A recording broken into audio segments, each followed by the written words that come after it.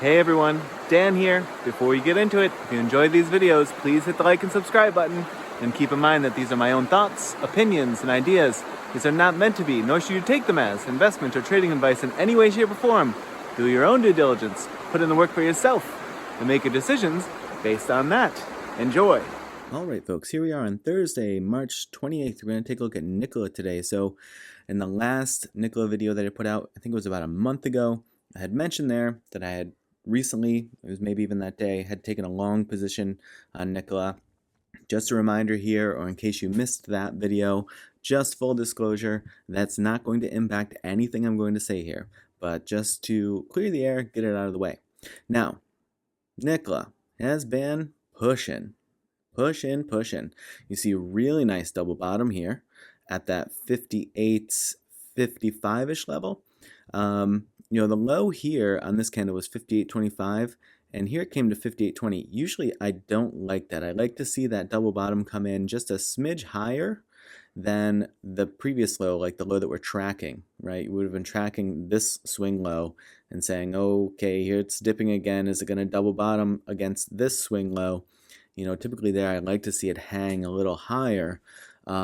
And that gives me the heebie-jeebies when it comes equal to or lower than that level. But this time, at least for now, it has been working out. Now, it shrugged this downtrend resistance quite a while ago. Again, gave me a little bit of a scare at this point. This would have been way earlier in the year, but was sort of concerned how sort of hard and fast it was curling back toward that downtrend resistance, that it may slip back below, but this seems well in the past for now, so I'm going to get rid of that just to clear it off the chart.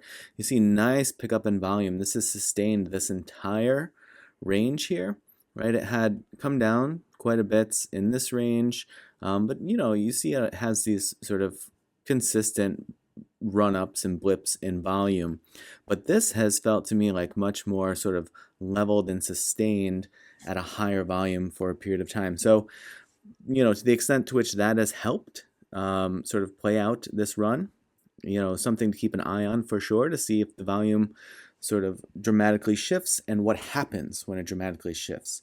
Is it pulling back? Is it running up? Is it moving relatively sideways? Now, the nearest in levels that I have are to the upside 105.45. That's clearly the closest one. And then the closest support level that I have is 96.64. Now, obviously in between those levels is the $1 level. That is the huge key psychological level in my mind, where folks are really kind of wondering, are we going to push it up and hold it up above $1, right? That's what the 105.45 would be. We see it wicking off of that today. We see the body being able to push through this 96.64 level pretty handily and move quite a bit off of that range. So if it does dip back down to that 96.64 again, that would, to my mind, would probably be the psychological question of, are we really going to reduce this stock price back under $1 and keep it under $1? So both sort of like centered around that dollar level. Now, if it does come down and it loses that 96.64, 85.25, 80.13, and 77.05 are the next support levels that I see. You can see the rest of them there. If it does continue to push and it can get some support, some confirmed support over that 105.45, then we have 110, 115, and 120. And then we do have a few more, 130, 137, and 148. That's as far as I've charted it. I feel like that's a really good range, all the way up to 148, all the way down to 58, and right now we're situated just above $1. But obviously that key component for me right now is the idea of sort of who's going to win here. Flip 105.45 from resistance to support. It actually stretched to 108 today, which is getting mighty close to that 110. The problem is when it came back down, it couldn't immediately, at least, hold that 105 level. So, and then of course, if it does dip, does it confirm support at that 96.64, or does it flip that from support to resistance? So we're sort of at a crossroads as it pertains to those levels.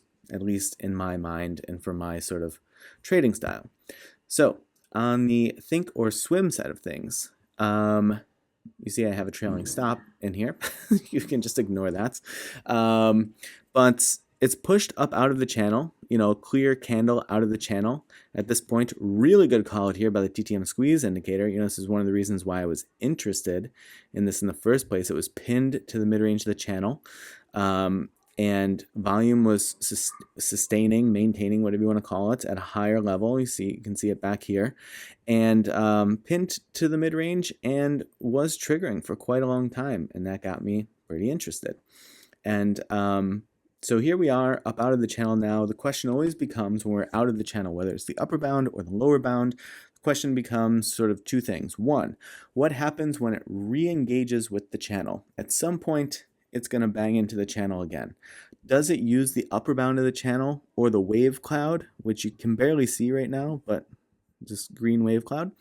Does it use either of those as support? If it does use it as support when it re-engages with them, sometimes that can mean that there's more momentum that needs to be exhausted in that direction. So this would be in a bullish direction before it's going to dip further into the channel and ultimately do, which is the other thing we look for, retest the mid-range of the channel.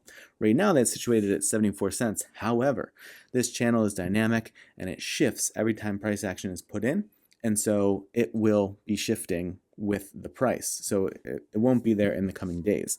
The upper bound of the channel right now is at 88. So both of those well below that dollar psychological level that we spoke about. So, my question is if it can hold, if it can sustain the price action above $1, even if it's just sort of a little bit over $1, as it pulls that channel up to it, and they bump into each other, what happens? Now, when it does ultimately at some point re-engage with the channel, we'll see if or where it catches any support prior to testing the mid-range of the channel. And then, of course, if and when it does test the mid-range of the channel, what does it do with that? Does it lose support and, need to press down toward the lower bound of the channel, or is it able to pin itself or hold support and repress the upper bound?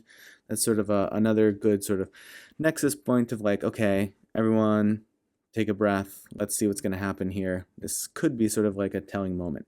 Now, at least per this indicator here, showing really good buy volume coming in today. I mean, you would anticipate that on a day where it's up over 14%, but this sort of like puts some targets and some numbers to it. So this showing right now 76% and sort of in line with the recent candles that helped push it from the mid-range to up out of the channel for the time being. So, we'll see how that sort of sustains, or if it takes a breather, or if it reverses, or what have you. But, for the time being, this is where we are, and that's the setup as I see it.